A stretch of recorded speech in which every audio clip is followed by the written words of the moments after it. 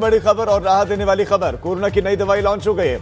2DG दवा की launching कर दी गई है। केंद्रीय स्वास्थ्य मंत्री हर्षवर्धन और रक्षा मंत्री ने इस दवाई की लॉन्चिंग की है और कोविड के मरीजों के इलाज में ये दवाई काम आएगी। और ये दवाई किसने तैयार की है वो भी आपको बता दें, DRDO ने ये दवाई तैयार की है। दवाई का नाम 2DG। इस दवा को लॉन्च कर दिया गया। रक्षा मंत्री राजनाथ सिंह, स्वास्थ्य मंत्री हर्षवर्धन, उन्होंने दवाई लॉन्च की है। और जैसे ही इस दवाई के बारे में जानकारी दी थी, पूरे देश में एक उत्साह का माहौल था कि अब एक ऐसी मेडिसिन जो कोरोना से लड़ रहे लोगों के काम आएगी और इस बीच में उसको लॉन्च भी कर दिया गया है। सेक्रेटरी हैं, DRDO के चेयरमैन हैं, मैं उनकी भी भूमिका को देखता हूं। सचमुच मुझे लगता है कि उसकी मैं प्रशंसा न करूं कि उनके साथ ये इनजस्टिस होगी। बहुत ही बराबर इन सब सारी चीजों में सिंसियरली वो अपना रोल प्ले करते रहते हैं। आज इस ड्रग की लॉन्चिंग हुई है और देश के स्वास्थ्य मंत्री डॉक्टर हर्षवर्धन जी को हैंड ओवर किया है और इन्हें जिन्हें करना चाहिए, राजेश भूषण जी हेल्थ सेक्रेटरी और हमारे डायरेक्टर रेंज डॉक्टर गुलेरिया जी, उनको उन्होंने हैंड ओवर किया है। लेकिन मैं मानता हूं कि जो कुछ भी हम कर रहे हैं, यह करने के परिणाम स्वरूप हम सबों को निश्चिंत होने की आवश्यकता नहीं है, क्योंकि यहाँ सारे एक्सपर्ट बैठे हैं, वो जानते हैं। क्योंकि एक्सपर्ट के द्वारा जो जानकारियां प्राप्त हो रही हैं कि आगे भी और कोई भी आ सकती है, क्या होगा क्या नहीं होगा, इसके बारे में मैं कुछ नहीं कह सकता और मैं कहना भी नहीं चाहूंगा। लेकिन हमको निश्चिंत होने की जरूरत नहीं है। न हम निश्चिंत होंगे और न हम थकेंगे और न किसी रूप में हम हारेंगे। हम कोविड पर विजय प्राप्त करेंगे। इस संकल्प के साथ हम सबको आगे बढ़ते रहने की आवश्यकता है। वैसे प्रधानमंत्री जी के नेतृत्व में और सारे हमारे जितने भी ऑफिसर्स हैं, जितनी भी हमारी संस्थाएं हैं, सबके कलेक्टिव एफर्ट से एक ऑक्सीजन प्रोडक्शन ये समस्या थी, काफ़ी हद तक हम लोगों ने इसमें कामयाबी हासिल की है। ऑक्सीजन सप्लाई उसको भी काफ़ी हद तक अब हम लोगों ने रेगुलाइज कर लिया है। अब ऑक्सीजन की प्रॉब्लम भी कहीं पर नहीं आ रही है। समय पर सेक्रेटरी हेल्थ जब राजेश भूषण जी के भी प्रेजेंटेशन को प्रधानमंत्री जी की मीटिंग में देखने का अवसर प्राप्त होता है और उस माध्यम से भी हमको जानकारी प्राप्त होती रहती है। मेडिसिन को लेकर भी अब कोई चैलेंज हमारे सामने कोई मेजर ऐसा केस नहीं बचा है। ICU bed, ventilator, cryogenic tanker, यह सब सारी चीज़ों की कितनी कमी थी। आपने देखा होगा समाचार पत्रों में बराबर कुछ न कुछ इस प्रकार की खबरें मिलती रहती थी और कुछ लोगों की आलोचना का शिकार भी सरकार को होना पड़ता था। लेकिन इन सब सारी समस्याओं का समाधान सबके कलेक्टिव एफर्ट्स के द्वारा यह हुआ है और यह कहते हुए मुझे सचमुच से बेहद खुशी हो रही है। अब ऑक्सीजन के संबंध में मैं देख रहा था कि 17 मई को यहाँ पर हमारे पास 4,739 मेट्रिक टन ऑक्सीजन थी। आज हमारे पास मोर देन 9,500 मेट्रिक टन ये ऑक्सीजन है और इससे भी आगे ये बढ़ने वाली है। कोविड की टेस्टिंग भी काफ़ी बढ़ी है, काफ़ी इसको हम लोगों ने बढ़ाया है। एग्जैक्ट फिगर तो क्योंकि रोज ये फिगर बढ़ रही है, एग्जैक्ट फिगर बताना तो संभव नहीं है। और हमारे प्रधानमंत्री जी का आग्रह है कि यह टेस्टिंग और आगे बढ़नी चाहिए और उन्होंने कहा है कि डोर टू डोर यह टेस्टिंग का सिलसिला आगे बढ़ना चाहिए। और आपने देखा होगा कि उन्होंने कहा कि आशा, आंगनबाड़ी और यह सब जो कार्यकर्ता हैं उनको भी आवश्यक जो टेस्टिंग किट्स हैं, टूल्स हैं, वह देकर उनको एम्पावर किया जाना चाहिए ताकि वह भी टेस्टिंग के काम में लग सकें। मेडिकल ऑक्सीजन में भी तेजी के साथ जब बढ़ावा आया है, अब उसकी भी शॉर्टेज नहीं है। डॉक्टर हर्षवर्धन जी ने बताया वैक्सीनेशन का काम भी तेजी के साथ प्रारंभ हुआ ही है। जहाँ तक रक्षा मंत्रालय का प्रश्न है, मैं कह सकता हूँ कि रक्षा मंत्रालय भी इस कोविड पैंडेमिक के चैलेंज के दौरान अपनी बहुत ही प्रभावी और महत्वपूर्ण भूमिका का निर्वाह कर रहा है सारे देश को।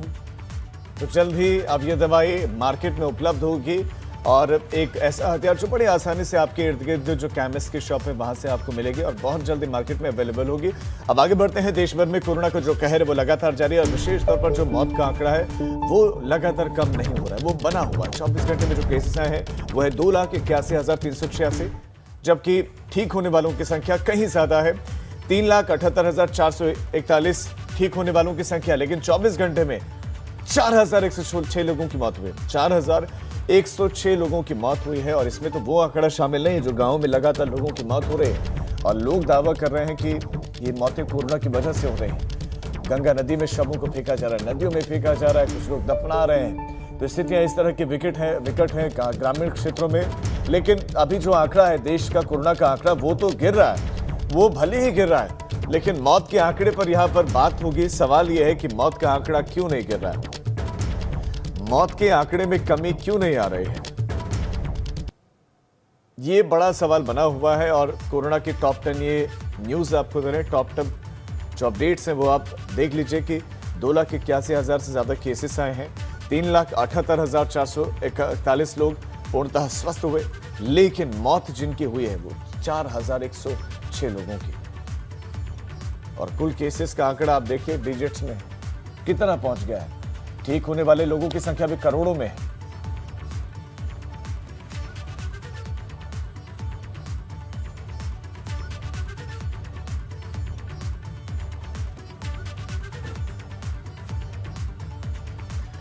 नोएडा में कोरोना वैक्सीन लगाने के लिए स्वास्थ्य विभाग ने अब ड्राइव थ्रू शुरू कर दिया और नोएडा के सेक्टर 18 स्थित डीएलएफ मॉल के पास से यह शुरुआत की गई है।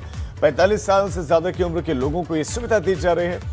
अब कार में बैठकर ही ये वैक्सीन लगवाई जा सकेगी और सुबह से ही वैक्सीन लगवाने वाले लोग पहुंच रहे हैं, अपने वाहन से लोग पहुंच रहे हैं या वाहन से जो जा रहे हैं आ जा रहे हैं उनको वैक्सीन लगाए जा रहे हैं। और आज करीब 100 डोज वैक्सीन की लगाई जाएगी लोगों को। शाम 5 बजे तक ये अभियान चलेगा और लोगों को वैक्सीन लगाई जाएगी। देखिए आने जाने वाले लोगों को ये वैक्सीन लगाई जाएगी तो एक अच्छी पहल, और इसकी दरअसल मांग भी की जा रही थी। कई जगहों पर कई शहरों में इस तरह की तस्वीरें आई जब लोगों को रोककर उनकी गाड़ी में ही वैक्सीन लगाई जा रही थी और ऐसा ही अब नोएडा में शुरू किया गया। हर तरफ कोरोना से हालात गंभीर होते जा रहे हैं। सरकार भी समय समय पर तरह तरह की पाबंदियां लागू कर रही है, लेकिन धरातल पर लोग कितना मान रहे हैं, गोंडा से इसकी हकीकत जाने हमारे संवाददाता ने। हमारे सहयोगी ने गोंडा की सब्जी मंडी और फल मंडी का रियलिटी चेक किया, जहां हर 3 घंटे में हजारों लोग पहुंचते हैं, लेकिन रियलिटी चेक के दौरान यहां पर कोई सोशल डिस्टेंसिंग दिखाई नहीं दी। साथ ही कई लोगों ने मास्क भी नहीं लगाया था।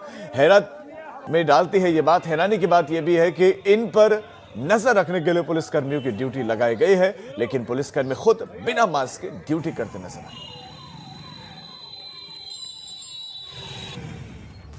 जालौन में आपदा में अफसर तलाश रहे मुनाफाखोर और मरीजों से दवाइयों और इंजेक्शन के नाम पर वसूले जा रहे हैं मनमाने पैसे वसूले जा रहे हैं। 500 रुपए के इंजेक्शन के लिए हजारों रुपए लिए जा रहे हैं।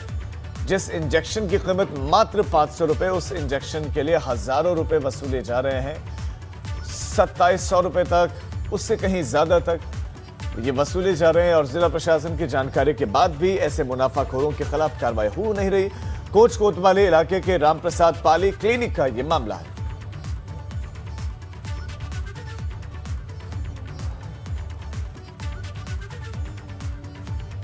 दिल्ली से इस वक्त एक बड़ी खबर मिल रही है।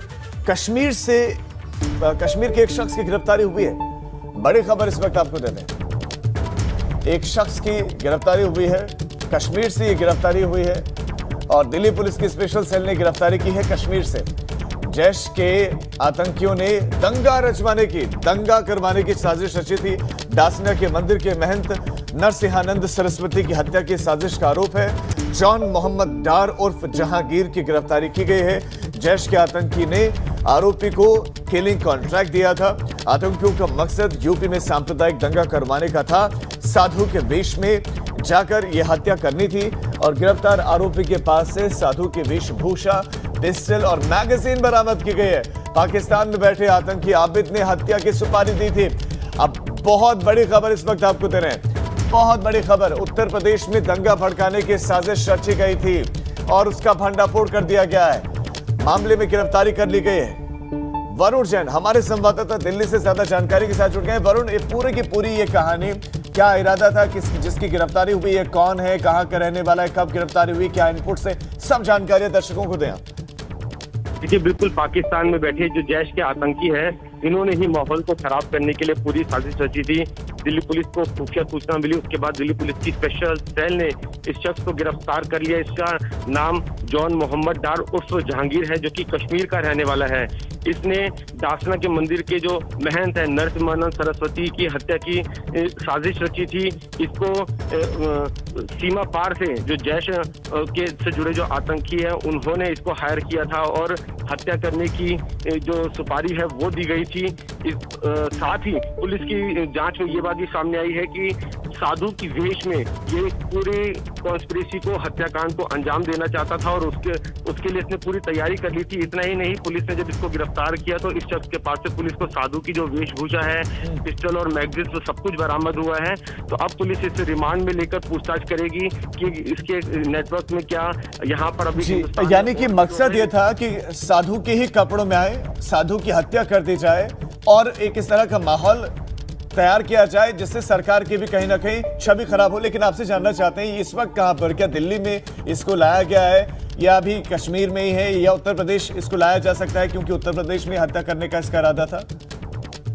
देखिए, क्योंकि दिल्ली पुलिस की स्पेशल सेल ने इसे गिरफ्तार किया है, इसलिए इसे दिल्ली लेकर आया जाएगा। फिलहाल इसको पुलिस ने कश्मीर से गिरफ्तार किया है और एक बड़ी कामयाबी है, क्योंकि अगर इस तरह से ये हत्याकांड को अंजाम देने में कामयाब हो जाता तो कहीं ना कहीं एक माहौल खराब होने की भी पूरी संभावना थी। पहले से ही पुलिस को इस बात की सूचना मिल रही थी कि जो दासना मंदिर के महंत हैं, उनकी जान को खतरा है। उनको लेकर एक बड़ी कॉन्स्पिरेसी जो है वो रची जा रही है और उसी इनपुट पर काम करते हुए पुलिस ने कश्मीर से जॉन मोहम्मद डार उर्फ जहांगीर को गिरफ्तार किया है, जो कि पाकिस्तान में बैठे जैश के जो आतंकी है उनके साथ संपर्क में था और उन्हीं ने इसको जो मंदिर के महंत है उनकी हत्या करने की सुपारी दी थी। जी, बहुत शुक्रिया वरुण जैन आपका इस तमाम जानकारी के लिए। तो साजिश जहन में थी, उसको उतार पाया नहीं, उससे पहले ही दिल्ली पुलिस की एक स्पेशल सेल ने ये गिरफ्तारी की है। जैश का ये आतंकी जहांगीर, इसका नाम, कश्मीर से गिरफ्तारी हुई है, लेकिन ट्रेनिंग कहां से मिल रही थी? पाकिस्तान से। और उत्तर प्रदेश में सांप्रदायिक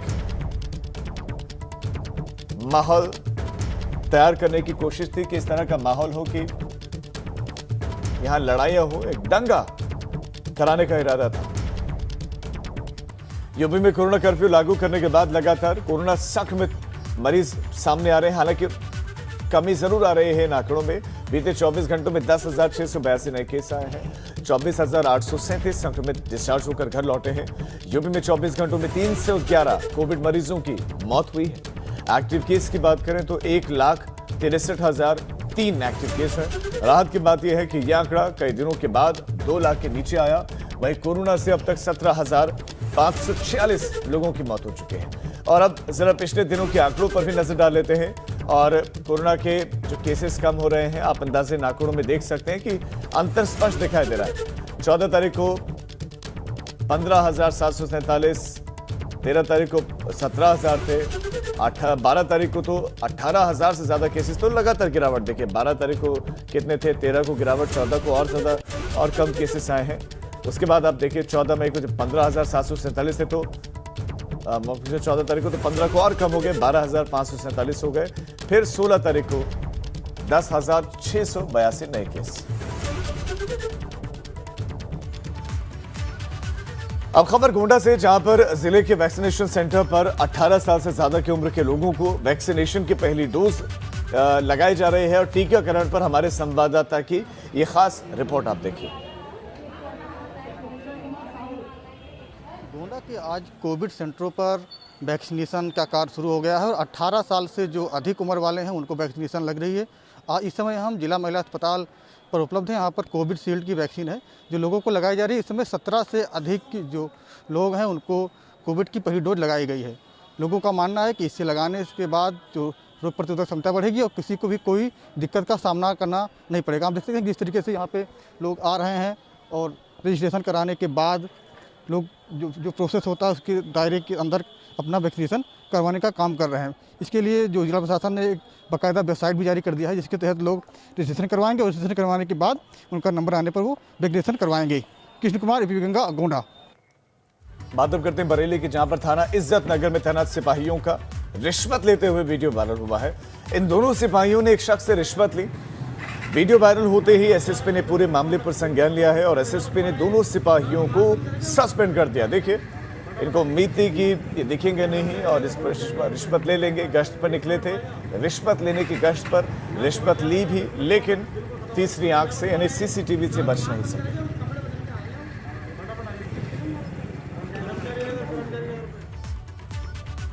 खबरों में आगे बढ़ते हैं और लखनऊ का रुख करते हैं, जहां पर नशे में धुत सिपाहियों का तांडव देखने को मिला। एक सिपाही के दरअसल ये तांडव देखने को मिला। बाइक सवार सिपाही ने सब्जी के ठेले में जोरदार टक्कर मार दी। सिपाही फिरोज नशे में धुत होकर वर्दी का रौब जमाता रहा। हजरतगंज क्षेत्र के नेशनल पीजी कॉलेज रोड की यह घटना है। जो नुकसान हुआ इज्जत से दे दो। मैं देने मना नहीं कर रहा हूँ, बंद कर लिया। बात अब कानपुर की करते, जहां पर पुलिस से अभद्रता करने के चलते सपा विधायक इरफान सोलंकी का चालान काटा गया। मास्क लगाया नहीं था, इसके चलते 1000 का चालान काटा गया। वहीं ड्यूटी पर शालीनता और संयम बरतने के लिए पुलिसकर्मियों को 1000 रुपए का इनाम दिया गया।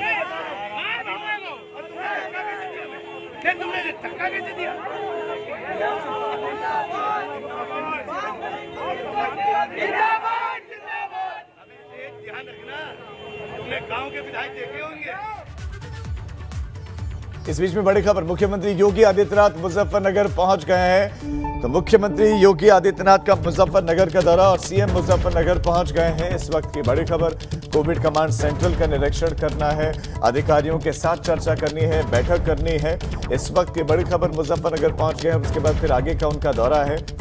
तो इस वक्त की ये बड़ी खबर है, ब्रेकिंग न्यूज है, सीएम पहुंच गए हैं मुजफ्फरनगर। कल मेरठ, नोएडा, गाजियाबाद का दौरा था और उसके बाद अब रात्रि विश्राम उनका गाजियाबाद में और अब पहुंच गए हैं मुजफ्फरनगर। मुजफ्फरनगर में काफी कुछ देर रुकेंगे। तो बड़ी खबर इस वक्त आपको दे दें,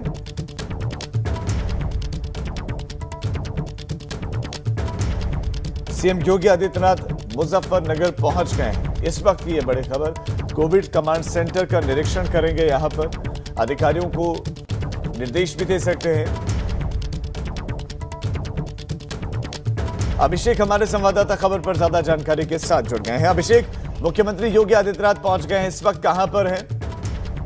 देखो, मैं बताना चाहूंगा, मुख्यमंत्री सीधे लखनऊ से मुजफ्फरनगर पुलिस लाइन पे हेलीपैड बना है, वहाँ पे वो पहुंचे हैं।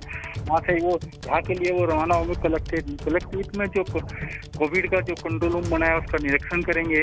उसके बाद वो जनप्रतिनिधि अधिकारी है उनसे बात करेंगे कि कोरोना काल में तुमने क्या क्या किया। उसके बाद वो पत्रकारों से ब्रीफिंग करेंगे और उसके बाद वो सहारनपुर के लिए 1:30 बजे लिए रवाना हो जाएंगे हेलीकॉप्टर से। जी बहुत शुक्रिया आपका इस जानकारी के लिए। तो मुख्यमंत्री योगी आदित्यनाथ मुजफ्फरनगर पहुंच गए हैं।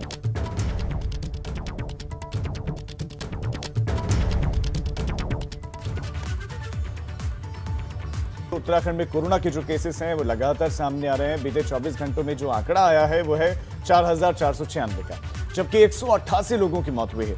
और सूबे में अभी भी कोरोना के 78,802 एक्टिव केसेस हैं। और जिलेवार कोरोना का आंकड़ा अगर हम देखें तो राजधानी देहरादून में 1248, हरिद्वार में 572, पौड़ी में 391, उत्तरकाशी में 351 केसेस आए हैं। टिहरी जिले से 498 केस आए हैं। बागेश्वर से 153, नैनीताल जिले से 117, अल्मोड़ा से 65, पिथौरागढ़ से 100, उधम सिंह नगर में 393, वहीं रुद्रप्रयाग की बात करें तो 356, चंपावत में 41, चमोली में 211 नए केस आए हैं।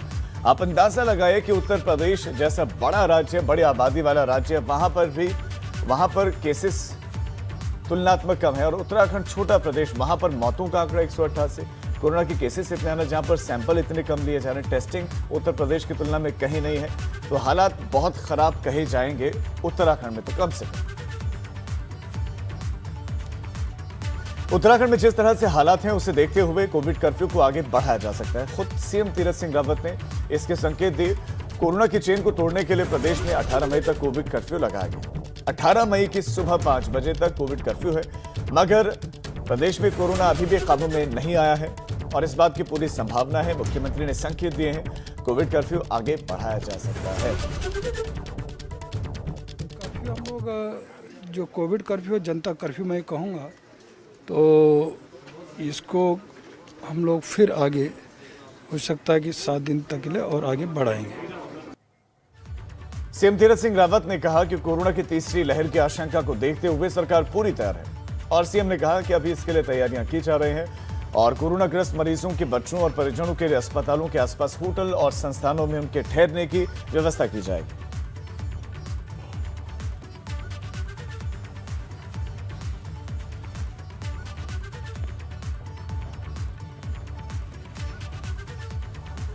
जो तीसरा वेव आएगा, थर्ड वेव होगा, उसके लिए अभी से हमारी पूर्ण तैयारियां हैं और मैं कह सकता हूं कि उस समय हमारे पास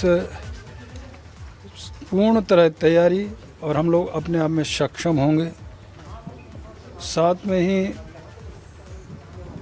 हॉस्पिटल के अगल बगल कोई संस्थान और होटल्स, ये हमने कह दिया डीएमओ को और मैंने सीधा कहा कि उसकी तैयारी भी आप अभी से रख लें।